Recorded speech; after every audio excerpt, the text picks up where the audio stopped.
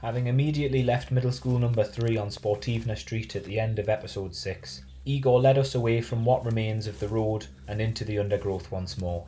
Although this place almost resembles a jungle, Igor navigated the foliage with expert precision. All day we'd been asking Igor about the possibility of making the climb to the top of a building. Due to various factors that need to be considered when in the zone, Igor never gave us a solid, committed answer as to whether this would be possible or not. I remember the moment when I saw a large building become apparent through the trees. I turned to Chris behind me and with a whispered excitement said, "I think we're going up there." And sure enough, this turned out to be true.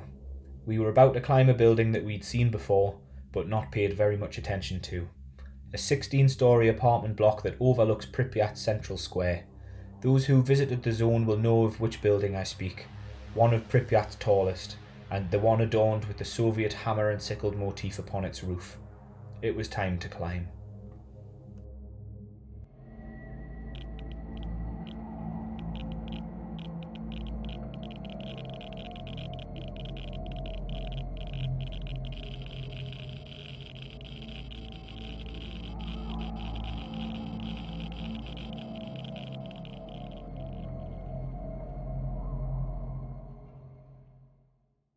We begin this portion of the story on the roof of Valutsya Lazureva 7. We chose to investigate the floors of the apartment on the way down rather than the way up. The view of Pripyat from above is nothing short of spectacular. The new safe confinement of Reactor 4 immediately draws your eye. The mammoth archway, a mere 3 kilometers away from Pripyat, dominates the skyline. For a moment, I try to imagine this view at 1:23 a.m. on April 26, 1986, a beam of blue ionised air bursting skywards from the burning reactor. Having spent the day touring the zone, I now had a much better idea of where things were in relation to each other in Pripyat, and it's not long before I spot the Ferris wheel hiding in the trees behind the energetic Palace of Culture. It's hard to put into words what it's like to see Pripyat from this angle unless you've seen it yourself. In hindsight, we timed our visit perfectly with seasonal foliage growth and the look of good April weather. We were treated to a spectacular view from this rooftop. The trees, while still not in full bloom, provided enough foliage to really amplify the sense of abandonment without stealing the ability to see the buildings from afar. Turning 180 degrees away from the city centre district, we get a further look at the recently departed Micro District 3 from above. The foliage is much denser here. It is from this angle that the size and scale of Pripyat really becomes apparent. 50,000 people really did live here, and these were their homes. Alas, no longer. No matter how hard I tried, I couldn't stop myself from being drawn to Reactor 4. The vast archway dominates the skyline so heavily, it seemed that I'd never be able to take enough photos of it. It's from this view that I wish I'd visited the zone sooner and been able to see Reactor 4, pre-new safe confinement archway, with the original, now iconic, concrete object shelter providing the much-needed entombment for the compromised reactor. On the rooftop, radiation levels are higher than would be permitted in a Western city, but are still far from the highest we've seen within the zone. In fact, given the proximity to the reactor, these levels are somewhat impressively low. Move inside the building, a few floors down, and the background radiation is some of the lowest I've recorded all day, and this includes the reading in central Kiev. The difference in radiation readings is attributed to the fallout's inability to penetrate the building, whereas on the roof, the fallout simply landed from above. Having not expected to be making this climb, unfortunately, I left my telephoto lens in the car, so these next photos are the best my camera and phone could manage. But on the horizon, in the distance, despite being over 20 kilometers away, the radar lattice of the Dugger early warning missile system is still visible from Pripyat. Such was the secrecy of the Soviet Union, legend has it that one of the first US journalists to be granted access to Chernobyl after the disaster asked his official guide about the surreal sight of Dugger on the horizon and was told it was an unfinished hotel. The Russian woodpecker is covered in much greater depth in episode 3 of this series. This photo by Sergei Gidayenko shows the radar much more clearly. Not wanting to push our luck too far, we began the downwards climb through the building. During the ascent, we chose to simply get to the top as quickly as possible and explore on our way down.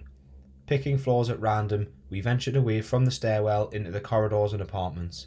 These photos have been exposed in a way that makes this building seem dark and dingy, In fact, the opposite was true. The building was light and airy, giving a glimpse to its former grandeur as one of the crowning buildings of Pripyat. Each floor we descended gave a different perspective on the view we'd seen from the roof. This view over the city centre district would have been an enviable view. From this apartment, we could see most of the sites we'd seen already today. Reactor 4, the hardware store on the corner of Lennon Street, the shopping centre, Hotel Policia, and the energetic Palace of Culture. As we walked the hallways, we felt the outside breeze infiltrating inside. The fire escape stairways now open to the elements. As we explored further apartments, the views of Pripyat remained spectacular. One such apartment had a balcony, the pegs still hanging on the washing line. With no value to looters, they remained simply hanging, blowing in the wind, frozen in time.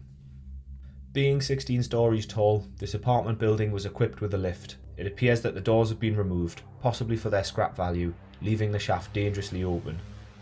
We steal a rooftop view of the old children's clinic located in the shadows of this apartment block.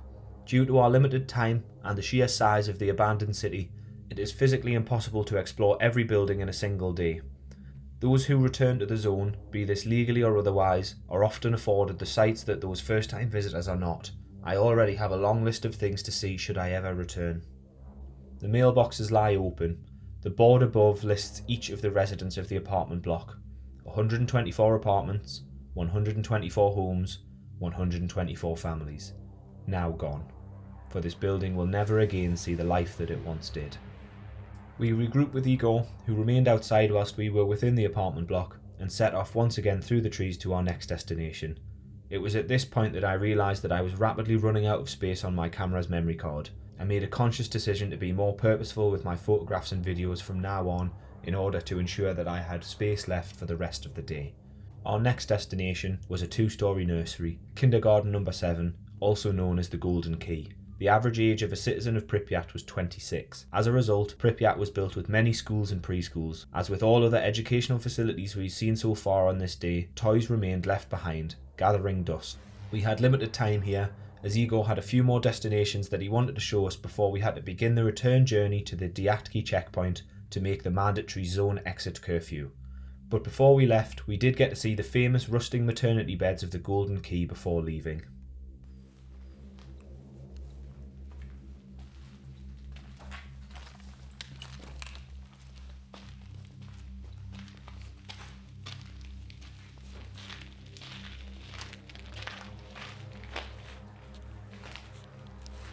With the brief exploration of the Golden Key kindergarten concluded, we ventured back onto Wulitsia Kirchtova, the street that leads back to the main square and beyond. At this point, my pre-knowledge of the zone was now exhausted. I had no idea about what was going to come next, but what eventually did was the only thing that I saw during my whole trip that really scared me, and also showed me the true power and scale of the radioactive contamination of Pripyat. In the next episode of Chernobyl, A Conversation with Disaster, we'll venture into some of the lesser known areas of Pripyat.